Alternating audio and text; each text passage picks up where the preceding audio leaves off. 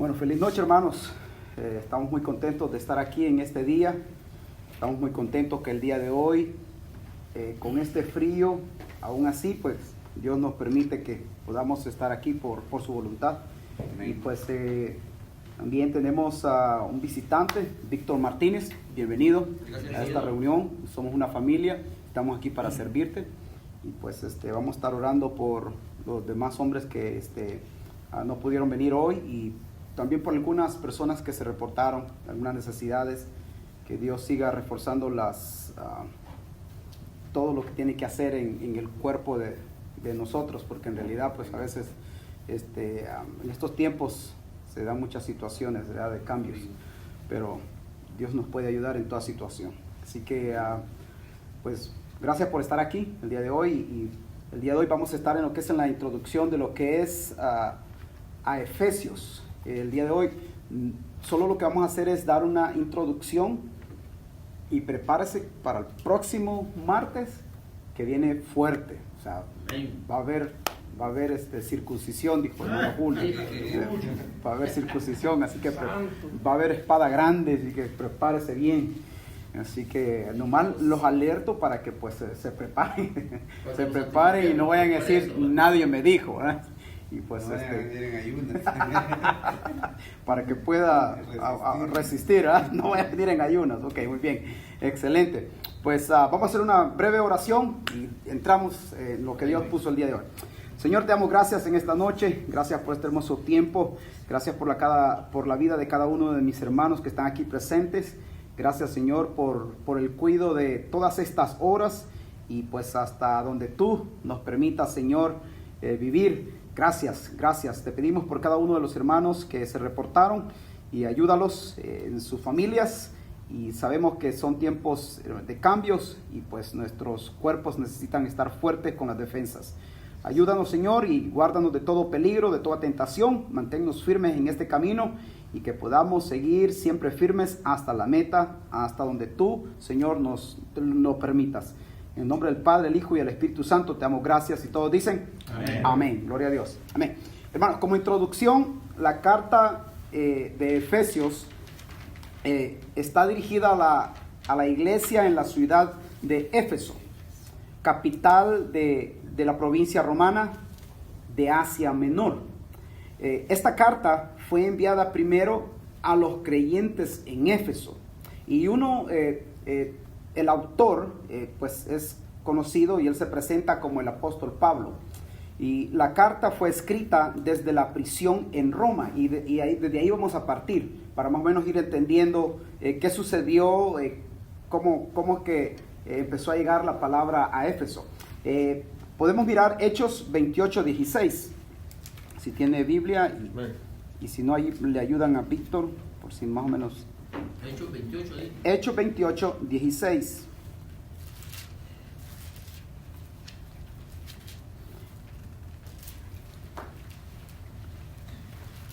Hechos 28:16. Si no, ahí lo vamos a ir leyendo, y pues vamos a leer desde el versículo 16 hasta el 31, en la cual nos va a ayudar a entender que la carta fue escrita desde la prisión en Roma. Hechos 28:16 al 31. ¿Todos estamos ahí? 18 dijiste, bro. 28. 28:16 al 31. Y no vamos a correr, vamos a ir tomando tiempo nomás solo para ir entendiendo más o menos qué sucedió. 16 al 31. Ya, 28:16 al 31. 16 y a la vuelta del 31. Desde aquí empieza. ¿Recuerdas cuando vimos Hechos? No, aquí. Poderoso. Es el capítulo, y el Lo volvemos a diga leer. 28, 16, es acá. Amén. ¿Listos? Amén. Perfecto. La palabra dice, Hechos 28:16 una vez más, hasta el 31. Una vez que llegamos a Roma, Hechos 28 dijiste, ¿no? Hechos 28:16 al 31. Tal vez el mío va a sonar un poquito diferente, se me olvidó decir eso, que voy a estar en la nueva traducción viviente, pero en la que usted tiene, ahí siga leyendo y va a ir entendiendo al mismo tiempo. Comenzamos una vez más, Hechos 28:16 al 31. Una vez que llegamos a Roma, A Pablo se le permitió hospedarse en un alojamiento privado, aunque estaba bajo la custodia de un soldado. 3 días después de haber llegado, Pablo mandó reunir a los líderes judíos locales. Les dijo: hermanos, fui arrestado en Jerusalén y entregado al gobierno romano. A pesar de no haber hecho nada en contra de nuestro pueblo, ni de las costumbres de nuestros antepasados, los romanos me llevaron a juicio y querían ponerme en libertad, porque no encontraron ninguna causa para condenarme a muerte. Pero cuando los líderes judíos protestaron por la decisión, creí necesario apelar al César, aunque no tenía deseo de presentar cargos contra mi propia gente. Les pedí a ustedes que vinieran hoy aquí para que nos conociéramos y para que yo pudiera explicarles que estoy atado con esta cadena porque creo que la esperanza de Israel, el Mesías, ya ha venido. Ellos respondieron: no hemos recibido ninguna carta de Judea ni ningún informe en tu contra de nadie que haya venido por aquí. Pero queremos escuchar lo que tú crees, pues lo único que sabemos de este movimiento es que se le ataca por todas partes. Entonces fijaron una fecha y ese día mucha gente llegó al lugar donde Pablo estaba alojado. Él explicó y dio testimonio acerca del reino de Dios y trató de convencerlos acerca de Jesús con las escrituras, usando la ley de Moisés y los libros de los profetas. Les habló desde la mañana hasta la noche. Algunos se convencieron por las cosas que dijo, pero otros no creyeron.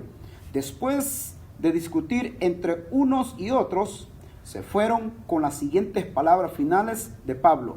El Espíritu Santo tenía razón cuando les dijo a sus antepasados por medio del profeta Isaías: ve y dile a este pueblo, cuando ustedes oigan lo que digo, no entenderán. Cuando vean lo que hago, no comprenderán. Pues el corazón de este pueblo está endurecido y sus oídos no pueden oír. Y han cerrado los ojos, así que sus ojos no pueden ver y sus oídos no pueden oír. Y su corazón no puede entender. Y no pueden volver a mí para que yo los sane. Así que quiero que sepan que esta salvación de Dios también se ha ofrecido a los gentiles, y a ellos ellos la aceptarán. Durante los 2 años siguientes, Pablo vivió en Roma, pagando sus gastos él mismo. Recibía a todos los que lo visitaban y proclamaban con valentía el reino de Dios y enseñaba acerca del Señor Jesucristo, y nadie intentó detenerlo. Y ese es el inicio en esta carta, en la cual podemos ver que este hombre llamado por Dios empieza una obra tan grande a través del Espíritu Santo, y no lo hace desde un lugar donde en libertad, aunque ya había predicado, sino que esta vez lo hace y él empieza a hablar con los hermanos desde un lugar, haga de cuenta caso que estaba en un cuarto como este. Pero es desde ahí. Entonces, en los años 60, del 62 después de Cristo, se le conoce como una epístola de la prisión.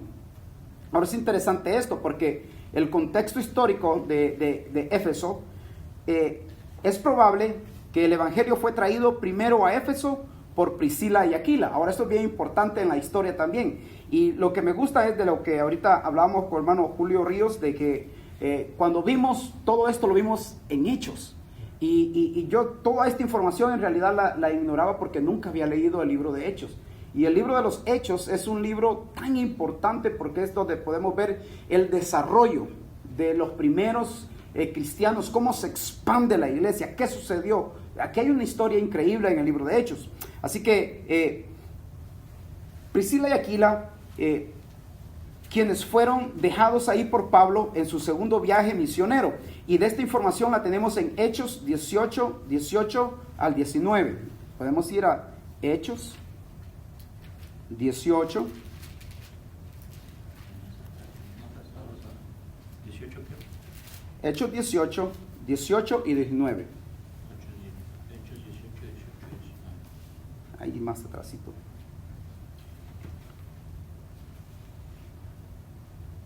Hechos 18, 18 y 19. Después de eso nos vamos a pasar ahí siempre en el 18, del 24 al 28, pero luego brincamos.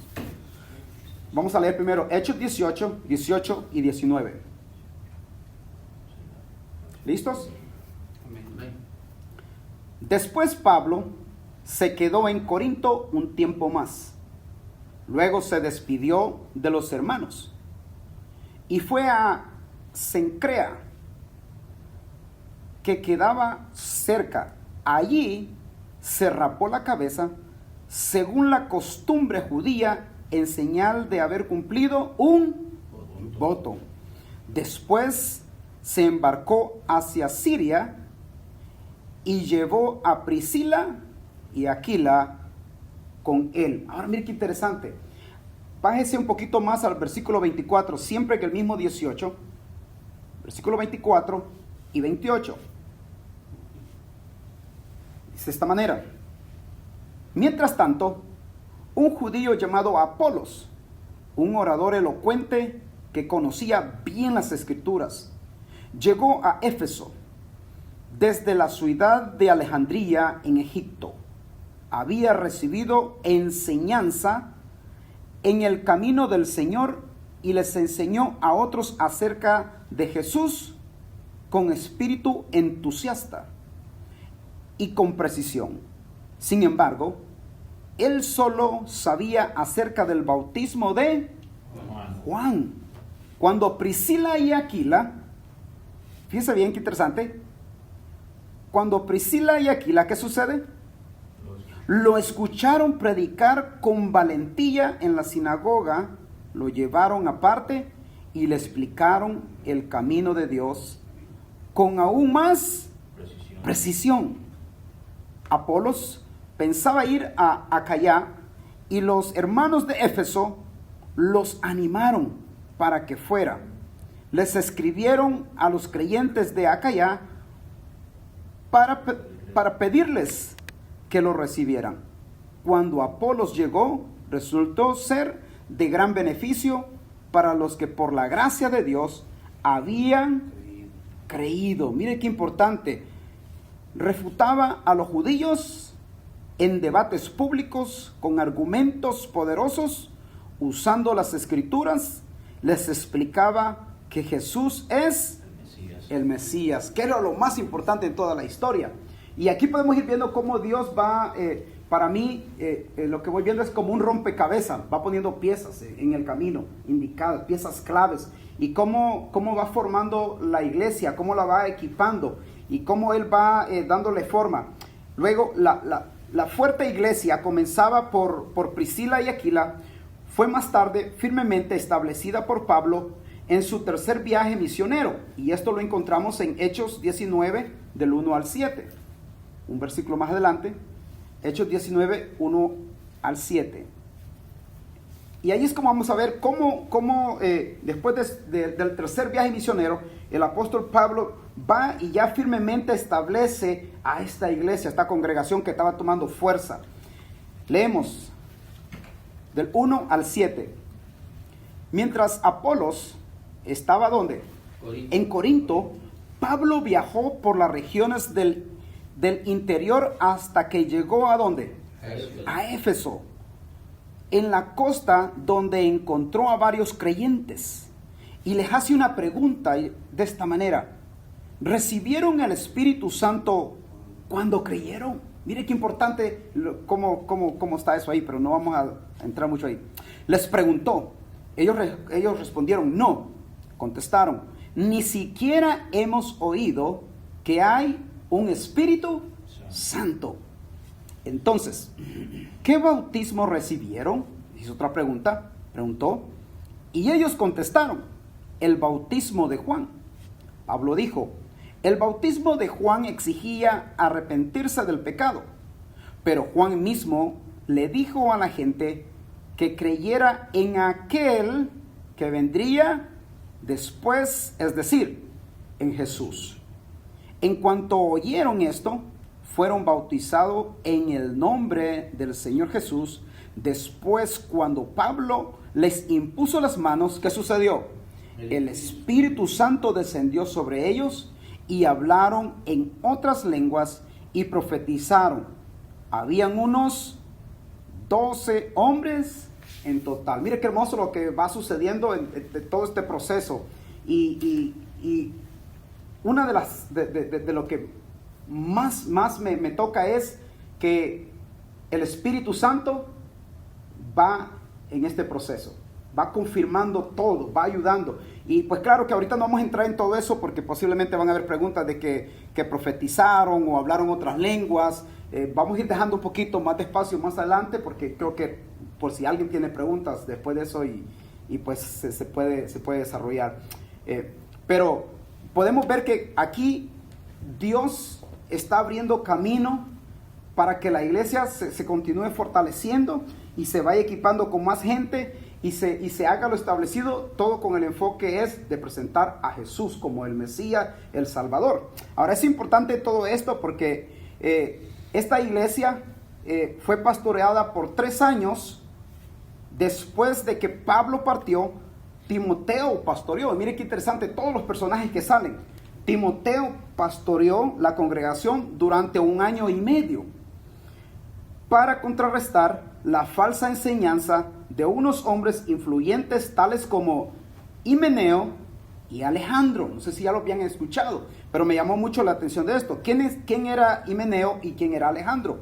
Hombres con fábulas y por ideas ascéticas y contrarias a la palabra, falsos maestros. Ahora increíble porque ellos ya eran filósofos, pero que también estaban involucrados en la nueva congregación de Éfeso. Y ahora es tan importante, y cuando esto me llamó mucho la atención porque Dios siempre va a cuidar de la iglesia. No sé si usted sabe que eso es importante. Dios va a cuidar de su iglesia, de que si hay un falso profeta, un falso maestro que traiga otra enseñanza que no es Cristo, entonces yo creo que es allí la función del Espíritu Santo,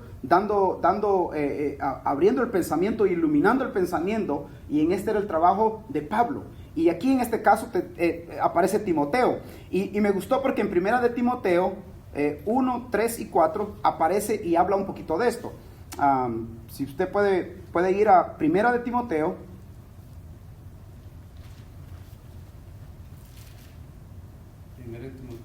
Primera de Timoteo, vamos a leer el versículo 3 y versículo 4. El capítulo 1. Sí. 1. Primera de Timoteo 1, versículo 3 y 4. Ahí va a estar un poquito duro para Víctor, pero ahí le van ayudando la lectura para que sea más fácil. Me avisa cuando estén listos. ¿Listos? ¿Ven? Ok, Primera Timoteo 1, 3 y 4. Mira lo que sucede y que comparte Timoteo. Cuando partí hacia Macedonia, te rogué que te quedaras ahí en Éfeso y que frenaras a esas personas cuyas enseñanzas, ¿qué son? Contrarias a la verdad. Contrarias a la verdad. Oiga qué interesante. No dejes, mire qué tremendo esto, no dejes que pierdan el tiempo en debates interminables sobre mitos y linajes espirituales. Esto solo conduce ¿a qué? A especulaciones sin sentido alguno, que no ayudan a que la gente lleve una vida de fe Dios. en Dios. Qué tremendo, ¿ah? Creo que eso, como un consejo de Pablo a Timoteo, está poderoso, porque esto nos ayuda a nosotros que al mismo tiempo hay gente que sí le gusta estar debatiendo, pero cuando hay mucho debate, yo pienso que perdemos el tiempo, y siempre lo he visto yo así. Para mí es una pérdida de tiempo estar debatiendo, ¿verdad? Así que, pero luego en Primera de Timoteo, ahí mismo, 1:20, bájese un poquito más, Primera de Timoteo 1:20,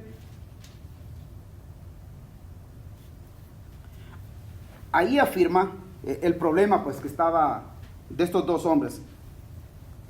1:20,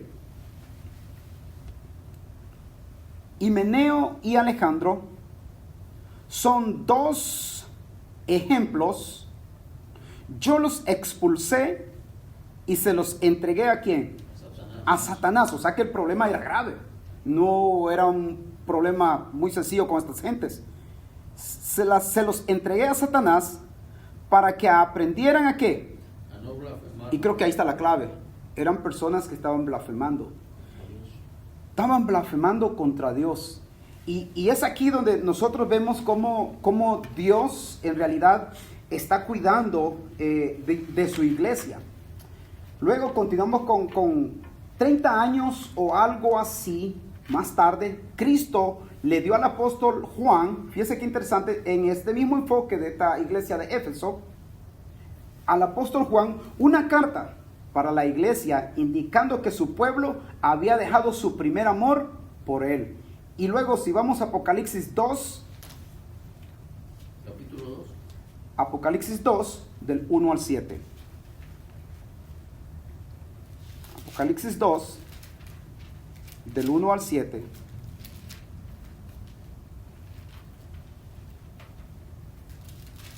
Y este fue un mensaje a la iglesia de Éfeso.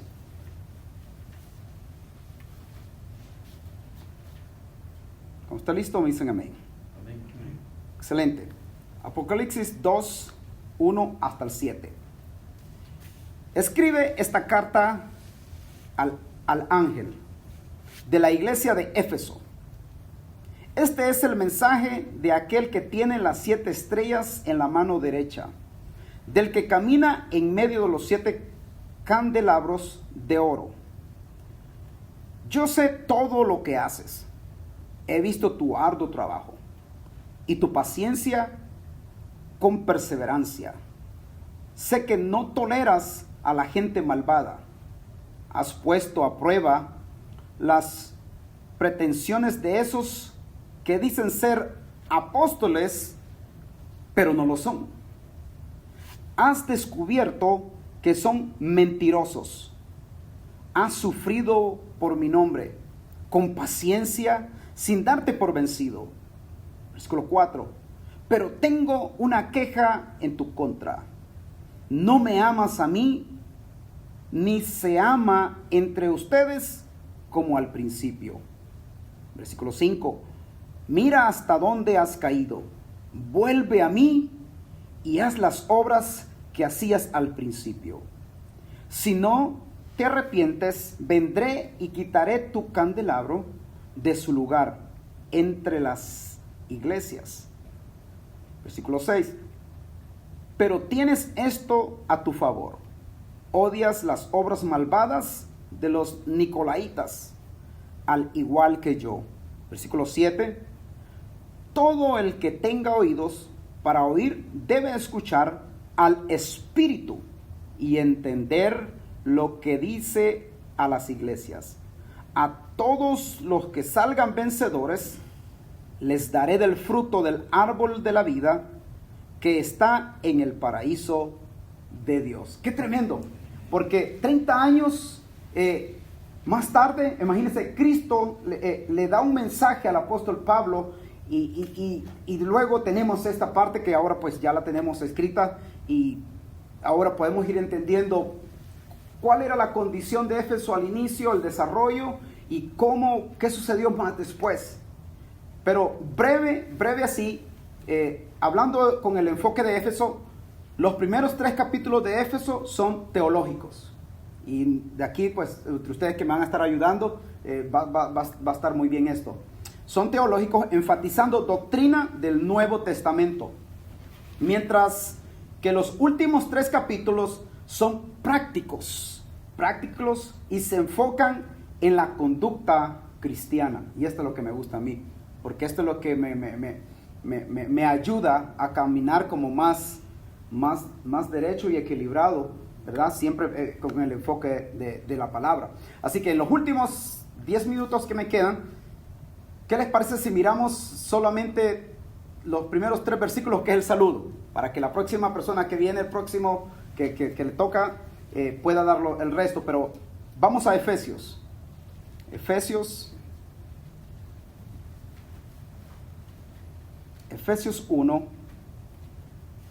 Y solo vamos a leer el versículo 1, 2 y 3, que es el saludo. El saludo de Pablo en el inicio de esta carta a los hermanos de Éfeso.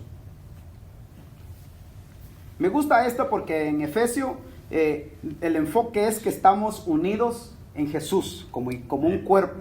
Estamos unidos porque Él nos ha dado de su Espíritu, y esto es importante. Y el que no tiene al Espíritu de Dios no es de Él. Y eso es aquí el enfoque, cuando de poder detectar quiénes son aquellos que en realidad no están entregados totalmente en el camino. Y vamos a ver el saludo. Inicia el apóstol de esta manera: yo, Pablo, elegido por la voluntad de Dios para ser apóstol de Cristo Jesús, escribo esta carta al pueblo santo de Dios en Éfeso, fieles seguidores de Cristo Jesús.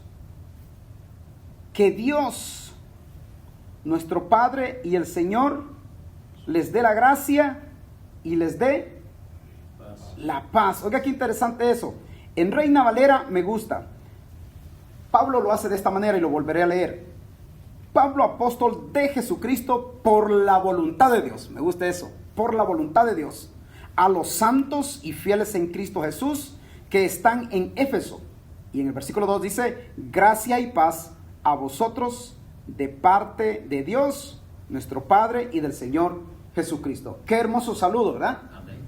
Y algo que aprendí de este saludo, se lo voy a compartir, es, y me llegó, es que ahí es donde él se identifica como un apóstol.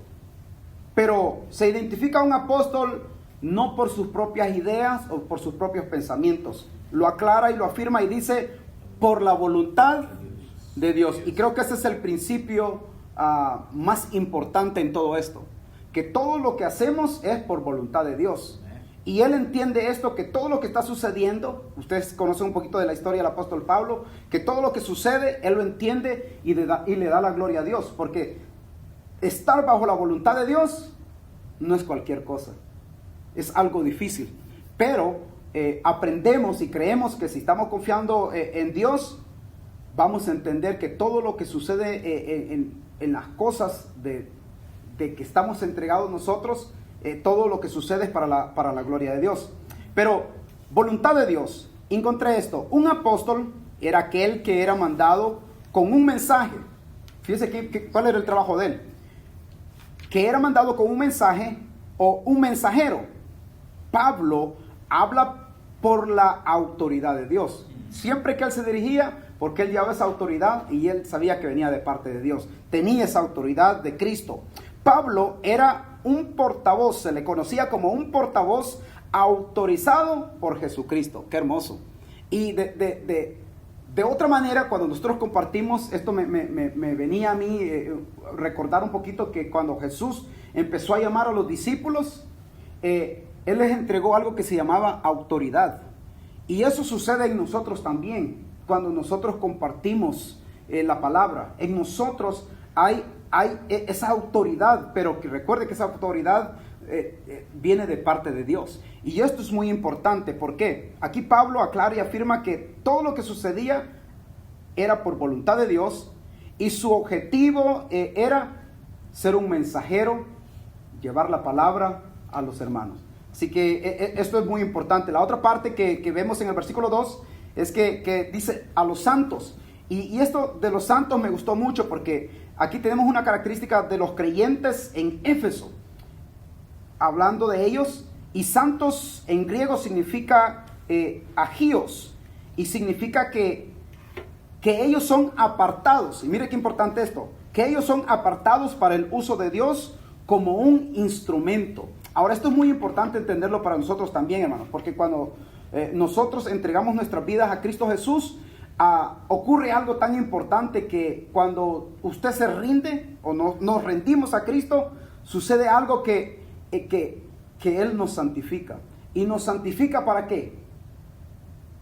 Nos separa del mundo, para que nosotros le sirvamos a Él y seamos un instrumento en las manos de Él.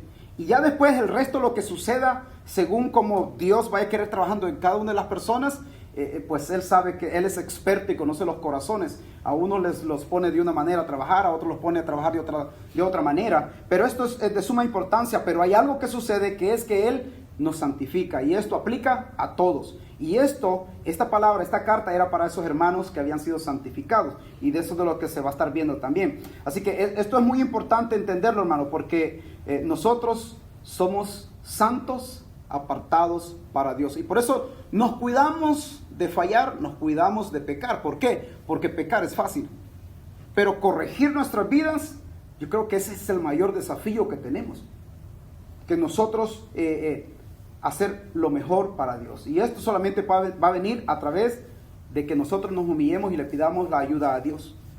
Y el Espíritu Santo va a ir obrando en nuestras mentes.